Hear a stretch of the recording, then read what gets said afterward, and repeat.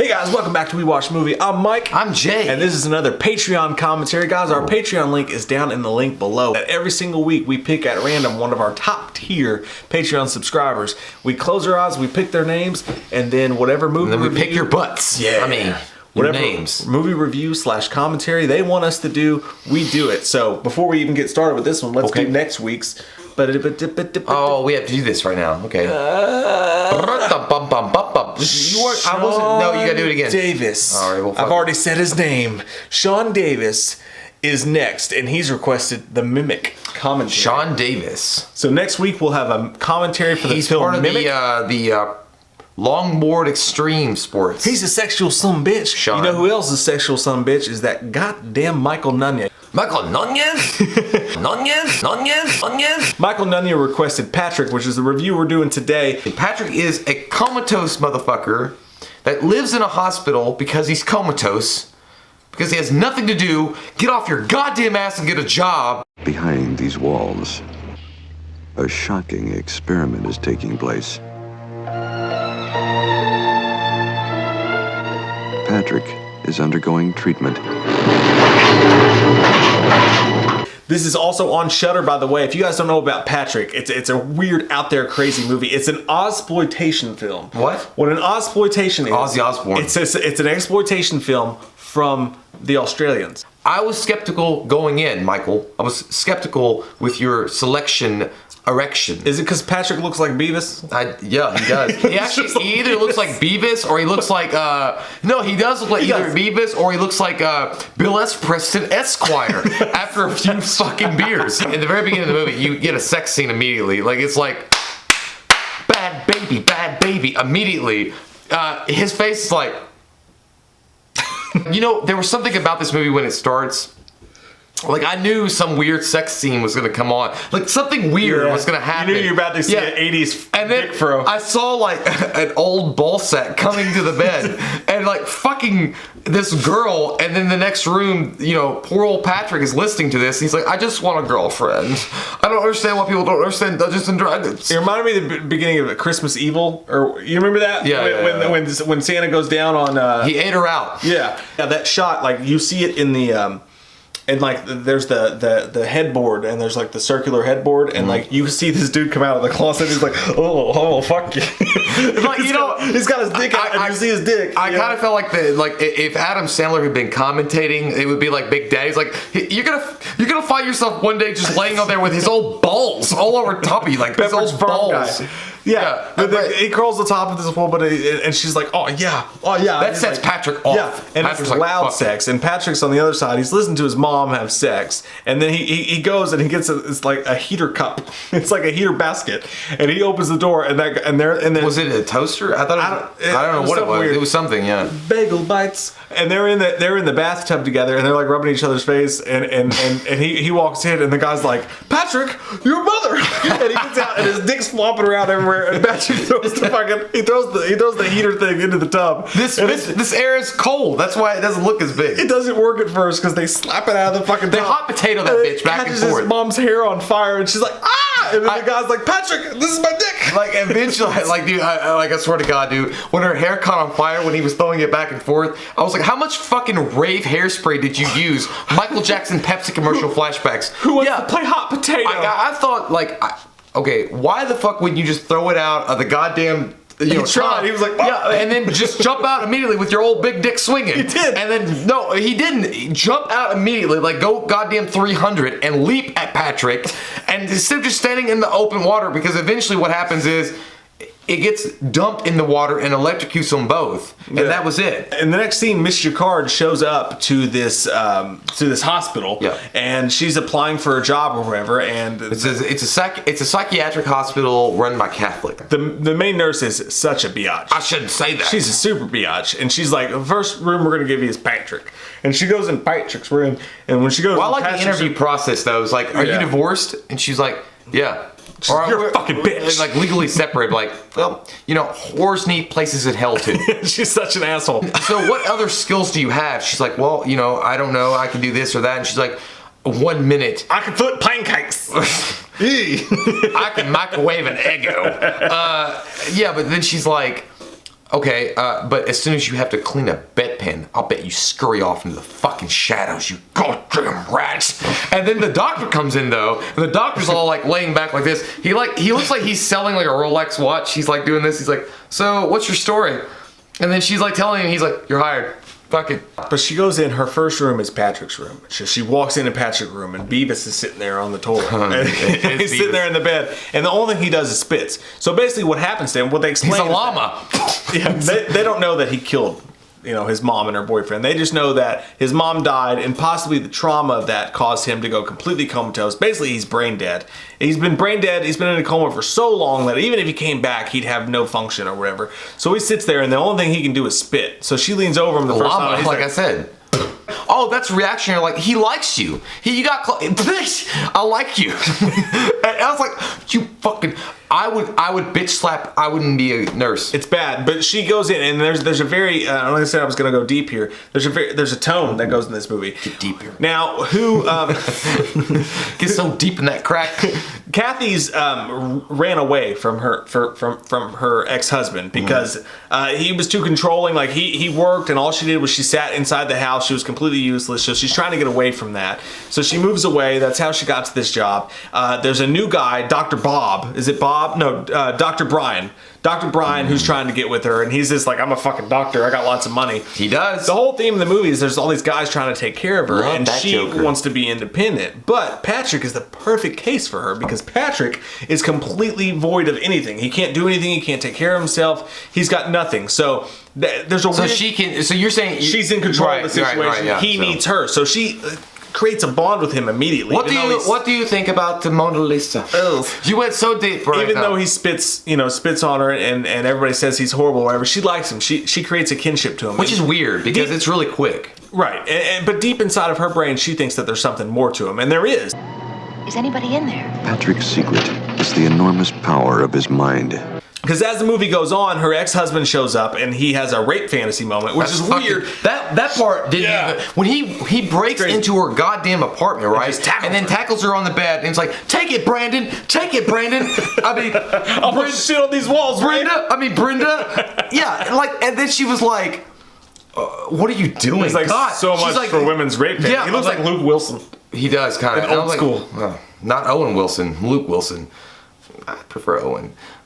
With his broken nose weirdness. But yeah, it's like that rape, and he's like, yeah, so much for rape fantasy. It was like, I don't know, when is that That's a thing? where the Ozploitation When is that comes a in. thing, though? That's when that weird Ozploitation No, I comes mean, in. but like, let me just get this straight. You break into you're not divorced yet, but your ex-wife, kinda, you break into her apartment that she just got, and then you try to, fucking push it from behind. I get that though. And then he's like, so much for rape fantasies, so you throw me out of your house. But she goes to a party and she meets Dr. Brian, and he's basically Will Ferrell and Anchorman. He's like cannonball. He's swimming around the pool, like just showing off his chest hair and whatever. And there's some titties floating around the pool. Ozploitation. It's wonderful. It's great. It's fun. Yeah, I love this about old school horror movies. But so she goes to the party and he's there, and all of a sudden Brian starts fucking freaking out in the pool. He's like, he just starts fucking drowning himself. He's trying to hold his breath for 5 minutes. He starts drowning himself in the pool, and he looks like the new Madden when someone tries to throw a pass over their right shoulder. He's glitching inside the pool. He's like, give it. He can't fucking do it. So, and then you get that hint that Patrick likes her. So he literally comes out of his body, as one of the other patients claims. He comes out of his body and goes out of the window at night, and he creates fucked up shit. Well, so even though he's completely comatose, he's got this sixth sense, as they mentioned. When the Australian doctor comes in, he says, well, you know how like a blind person creates a great sense of hearing or smell or whatever. This guy's lost all of his senses, so his sixth sense, in theory, would be as powerful as anything else. So he comes out of body, goes into this pool somehow, and tries to drown this guy because he's hitting too hard on his Well, he's a psychokinetic. A psychic force so intense that nothing can stand in its way. What have they been doing to you?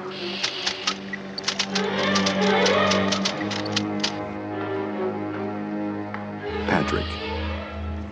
A chilling investigation. So he's able to use telekinesis. Psychokinesis. Yeah, telekinesis to do what he needs to do in the outside world. I do like the fact, though, before that scene when one of the when they're explaining about Patrick, and one of them's like, well, so and so says he flies out his window at night. Yeah. And she's like, I'm still interested. It's like, he flies out his window at night. She's like, I'm still interested. It's like, how fucking depraved are you?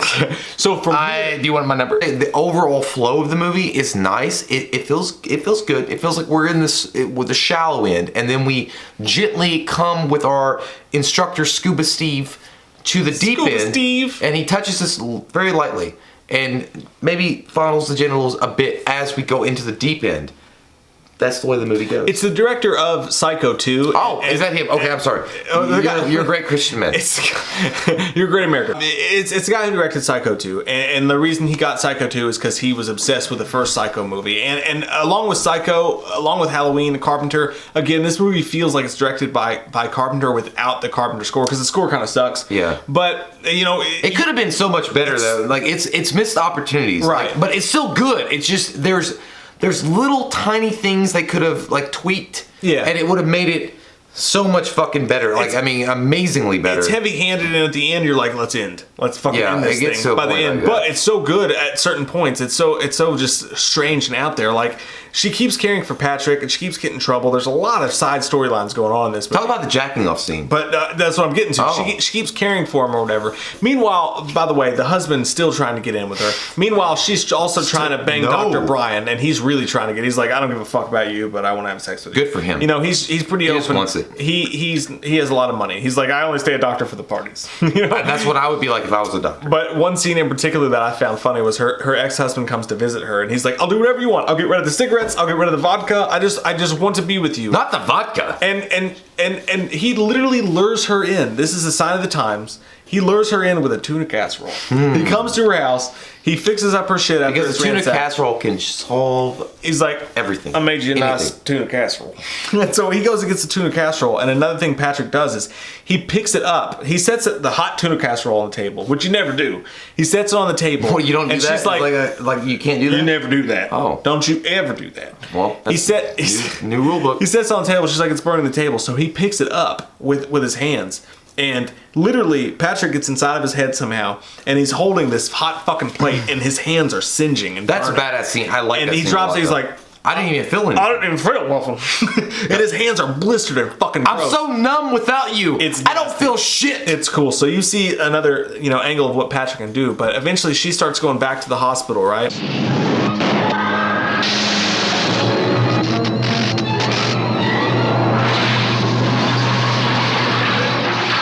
And she's using this typewriter because they also have to do data entry on the job. And he starts typing to her because she's poking around him. She's like, you feel that? You feel that? Somehow, in a weird way, she gets around to his dick. And she's like, you feel that? And she's like, oh, you do. I like Patrick's face because his face doesn't move. I mean, his eyes are still wide open, no reaction, even though he's like, I have a boner. He does have a boner. Yeah, he gets a boner. I feel like at that scene, like, what's going through Patrick's mind is the scene that when Superman from Man of Steel, when he comes out of the the Fortress of Solitude, when he's like, one day they will join you in the sun. And he's like, and that's Patrick. He doesn't have to react. He's just like, you touched me to the nachos. Or it's like Forrest Gump. It's Forrest Gump would he sees Lieutenant Dan on the show. He's like, that's my boat. And he like walks over the edge. He's like, yeah, I've got an erection. And then she's basically, because she doesn't stop. Like once, I think he was showing her that he had an erection. Yeah. Like that, like I'm not like completely brain dead. Like that feels good. In that twilight world between life and death, Patrick is preparing his very own day of judgment. That one nurse catches her. Like it's like when your mom catches you watching porn. You're like. Christian Bible, verse 5. It and went off. The Lord saith, don't do it. But then she starts doing her typewriter stuff, and then he gets real vulgar. He's like, he starts to get like open about what he's doing. He's like, yeah, I made that motherfucker drown in that pool. And then he's like, Patrick's ready for his fucking hand job now. And you're like, oh shit, Patrick just got wants to be completed. Nasty. Patrick. Get stuffed, bitch. Now, yeah, he says that at one point. He's like, get stuffed. That's so fucking mean. But then, once things technically kick into high gear, the movie weirdly gets kind of boring and like overkill. Which is crazy because you're on this high kick. And yeah, it's like, creepy and it's slow, but once things happen, you're like, let's get to it now. It kind of like it's steady and then it goes really fucking high and then flatlines for a good fucking 30 minutes. And then you're like, I don't give a shit. Well, because when she's investigating it, she's like trying to figure out where her husband is because he traps her husband. Like he's using his psychokinesis to trap her actual husband in an elevator room. He's fucking with Dr. Brian. He's doing all this shit. He's fucking with the regular doctor. And like the movie, instead of moving it along, they stop and like she has to call the guy who was going to sell her ex-husband a car to try to figure out where he was. See, he's going to get shit towed if you don't pick it up. Maybe she's going to date Dr. Brian. Maybe she's going to date him. The movie gets lost in all of its subplots right at the point where it should be climaxing. So it kind of like, takes you away from it. But eventually, Patrick starts doing fucked up shit. Everybody starts to catch on to Patrick's game. And then you realize like how much power this guy actually has. And it's kind of creepy. So the movie, eventually what it ends up happening is the main doctor, the Australian doctor, who's kind of a badass. I liked him in this film. Yeah. He catches on to Patrick's game. He goes up there to fuck with him. And Patrick just goes buku nuts. He starts breaking windows, turning off power, fucking up shit left and right. He's being open with this shit now. And then you get this kind of slocky ending, right? Like he does the jump scare, like pop out of the bed or whatever. Like, how the he starts fuck calling did he her do that? a slut. Like he went like a goddamn, like I'm talking about like straight rabbit out of the fucking hole. He jumps out of bed after he's supposed to be catatonic and he's like, I like Pop-Tarts! And then like jumps right at the fucking camera and he's like, oh chicken pot, and then he's like, and I like that one doctor, he's like, it's reactionary. That doctor was fucked. He's like, it's just reaction. The darkest scene in the whole movie is when that doctor takes these frogs and he takes the fucking needle and he's like, what I'll do is I'll go on deep into the brain. And I believe, based on this being and then he leaves it on the floor. Yeah, but based on the movie that this was, I believe that he really did this. Like, that's what made me feel bad because I was like, are those real animals? Like, I have no idea. He takes a needle, he goes into this fucking frog's brain, into his butt, and like kills it and like throws it on the floor. It's like as I insert this needle into the brain column and then separate the spine, you'll know. I was trying to make it funny because I was like, I like frog legs, but then he was like fucking doing this like, don't do it! Like I went cross-eyed because it really makes me feel yeah. So the movie's really creepy and it starts to get strange and you're into Beavis in the bed and what's going on, but eventually it reaches a strange point where you just want it to end. But for the most part, man, this movie it was creepy. It was well shot. It had that weird 70s 80s horror film that kept you involved. Did you like it though? It was just I did like it. It was grungy and dark and strange enough to really give you a strange feel in your tummy tum. And I give the movie ultimately a strong ass 6.5, almost a 7, because the first half of the movie it was really just well done. I mean, it had that feel to it. It had that fucking strange horror feel to it. And even though it ends on kind of like get to the fucking point note, I like this movie a lot. Yeah, I'm gonna give it a 6 myself. I liked it too. I thought there were things about it that could have been explored more and filmed better. But overall, like I think they did a pretty good job with the time, with what they had. And yeah, man, there were just some things that it kind of got lost in translation, I think. There's so many different routes you could have gone with this horror movie, and they just really didn't explore it. But still, for 1978, when the movie came out, it was pretty damn dope. I don't think I'm gonna put this on a list for me personally that I'm gonna watch every Halloween, every October, but it's definitely one of those things that you'll watch every other October. And I'm glad as shit to have seen it, which brings us back to Michael Nunn. Dude, that's a crazy good pick, man. That's a fun, just out there, obscure horror movie.